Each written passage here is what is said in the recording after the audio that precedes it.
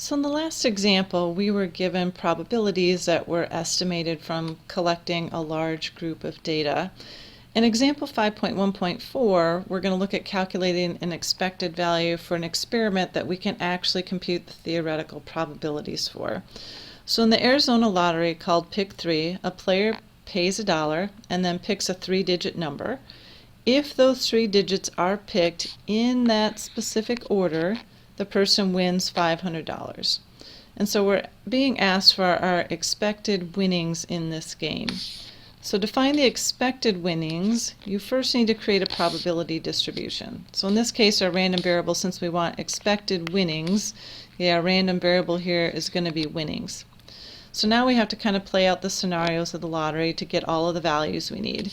So if you pick the right numbers in the right order, you win 500, they say. But you actually have to keep in mind that you paid $1. So you actually only win $499. Now, if you didn't pick the right numbers, you lose the dollar you paid. So in this case, our winnings are -$1. But now we also need the probability of winning and losing to create our table of values to enter into the calculator or into StatCrunch. So since you're picking a 3-digit number, and for each digit there are 10 numbers you can pick from, so the numbers 0 through 9, with each of them being independent of the others, we can use the multiplication rule from the last chapter. So to win, you have to pick the right numbers in the right order. So the first digit, you pick one number out of 10, okay, so the digits 0 through 9. And the second digit, you pick a number out of 10 digits, so 0 through 9. And the third digit, you pick a number 0 through 9. Okay, so the probability of picking the right number in the right order is, you have 1 chance out of 10 of getting the first digit correct, and then 1 chance out of 10 of getting the second digit correct, and then 1 chance out of 10 of getting the third digit correct. So that is 1 out of 1,000, or as a decimal, 0.001. Okay, so again, here again, keep in mind out of 10, that's 10 choices, not the number 10, but we've got the digits that we're picking 0 through 9, and so there are 10 choices for what to pick for that first digit. The probability of losing, or not winning, so that's a complement, would be 1 minus the probability of winning. So this would give us 0.999. So now we can organize this information together in a table.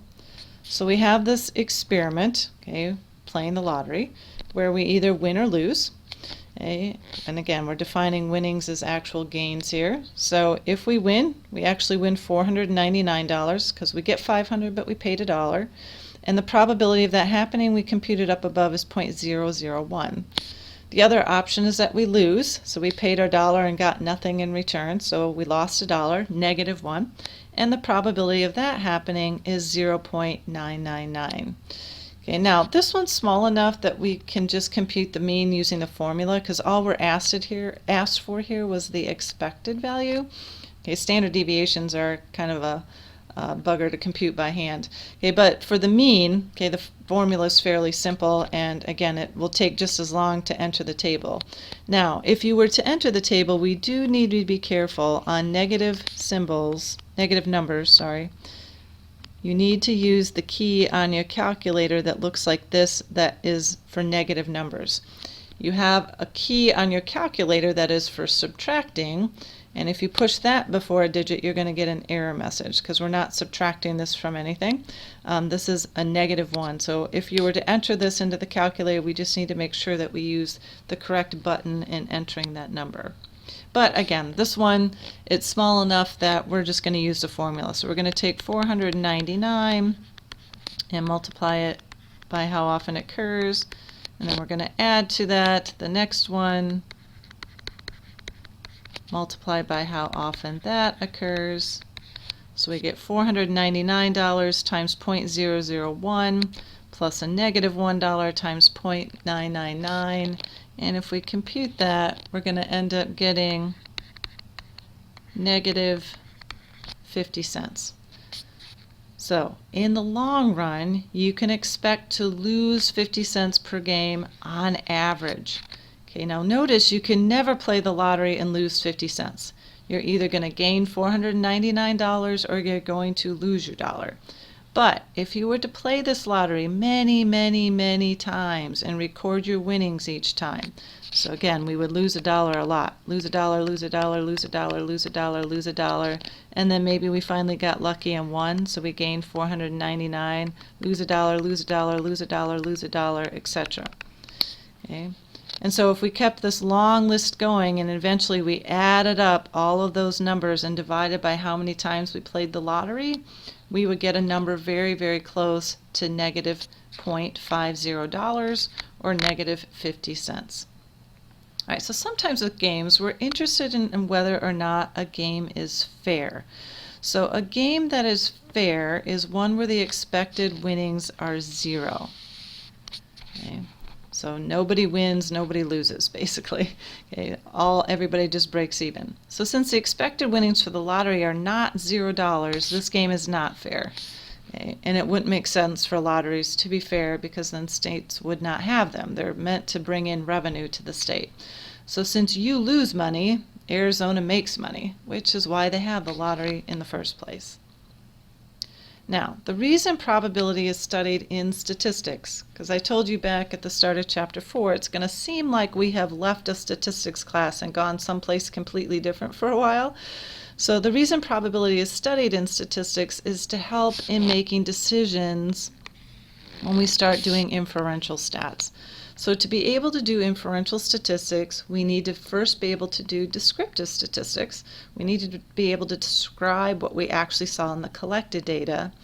But then we need to put that together with our knowledge about probability distributions to be able to make these educated guesses when we do inferential stats. Okay, so to understand how that's done, we're going to start building some pieces in this unit that we're going to, build on for the last half of the course as we study a lot of different inferential methods. But they're all based on this rare event concept. So a rare event, okay, if something's rare, we don't see it very often. So this is an event that has a small chance of happening.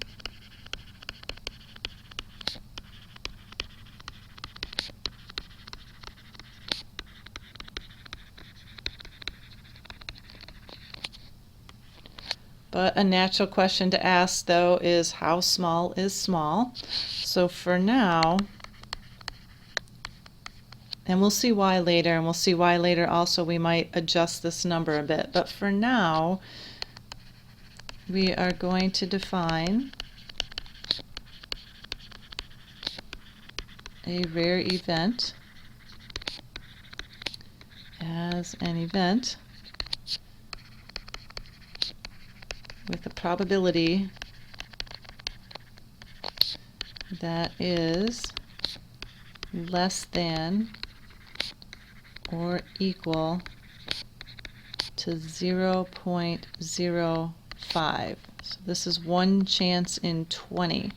Okay, so anything that happens less times than 1 out of every 20, we are going to define as a rare event.